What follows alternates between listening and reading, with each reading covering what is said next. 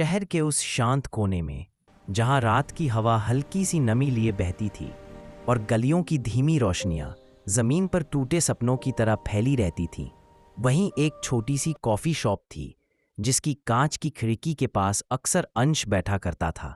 एक सरल, गहरा पर दिल से बेहद नर्म लड़का, जिसकी आंखों में हमेशा दो चीजें बसती थीं, एक बनावटी सा सुकून और एक अनकहा बोझ।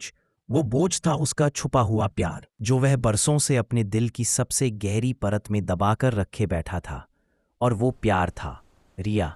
रिया जिसकी मुस्कान में जैसे रोशनी थी, जिसकी आंखों में अनकही कहानियां तैरती थीं और जिसके होने से अंश की दुनिया हर दिन थोड़ी और खूबसूरत हो जाती थी। अंश उसके साथ हंसता, उसकी परेशानियां बिना कहे समझ लेता, उसकी हर खुशी को अपनी बना लेता, लेकिन अपनी सबसे बड़ी बात, मैं तुमसे प्यार करता हूं, कभी कह नहीं पाया, क्योंकि उसे डर था कि अगर उसने कह दिया तो रिया उससे दूर हो जाएगी और उनकी दोस्ती टूट जाएगी। और रिया को खोना अंश के बस की बात नहीं थी। दूसरी तरफ रिया भी चुपचाप अंश को चाहने लगी थी, पर उसे लगता था कि अंश उसे सिर्फ एक दोस्त की नज़र से देखता है, इसलिए वह भी चुप रही। एक शाम जब आसमान में हल्की बारिश का वादा था, रिया ने कहा, अंश, मुझे कुछ कहना है। और अंश की धड़कन जैसे रुक सी गई। उसे लगा आज शायद रिया भी अपने दिल की बात कह देगी, मगर रिया ने कहा, मुझे दूसरे शहर जॉब मिल गया है, मैं कल जा रही हूँ। और उस एक वाक्य ने अंश के अंदर सब कुछ हिला दिया, पर उसने बस मुस्कुराकर कहा, गुड, तुम डिजर्व करती हो। जबकि उसकी मुस्कान नकली थी और उसके दिल में तूफान चल रहा था। रात भर दोनों नहीं सो पाए। रिया सोचती रही कि अंश ने उसे रोका क्यों नहीं, और अंश अपने डर से लड़ता रहा कि क्या वह अपनी बात कह पाएगा या हमेशा की तरह चुप रह जाएगा। अगले दिन जब रिया बस स्टॉप गई, अंश ने सिर्फ 2 शब्द भेजे, टेक केयर।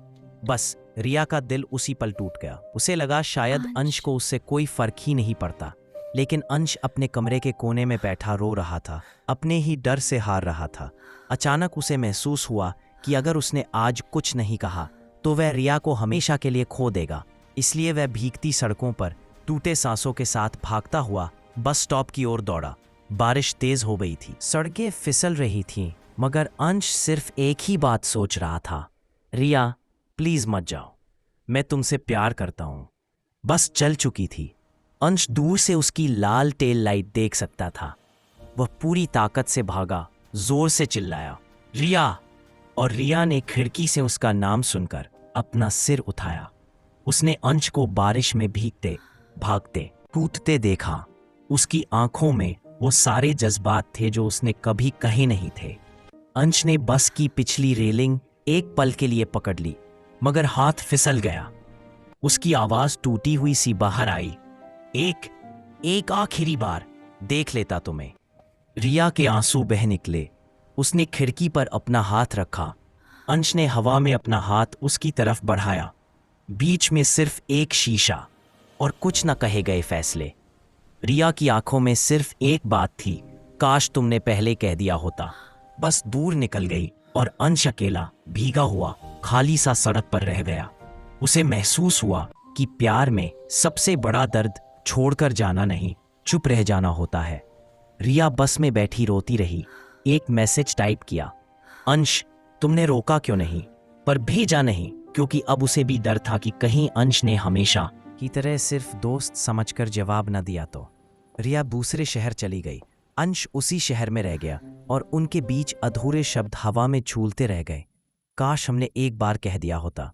अब हर शाम अंश उसी कॉफी शॉप की खिड़की के पास बैठता है, जैसे कभी रिया अंदर आएगी और कहेगी, अंश, मैं आ गई। लेकिन जिंदगी हर किसी पर इतनी मेहरबान नहीं होती। कुछ कहानियां लफ्जों में पूरी हो जाती हैं और कुछ उनका अंत सिर्फ दिल महसूस करता है। और अंश के दिल में आज भी वही एक आखिरी नज़र बंद है जो उसने रिया की बस की खिड़की से देखी थी।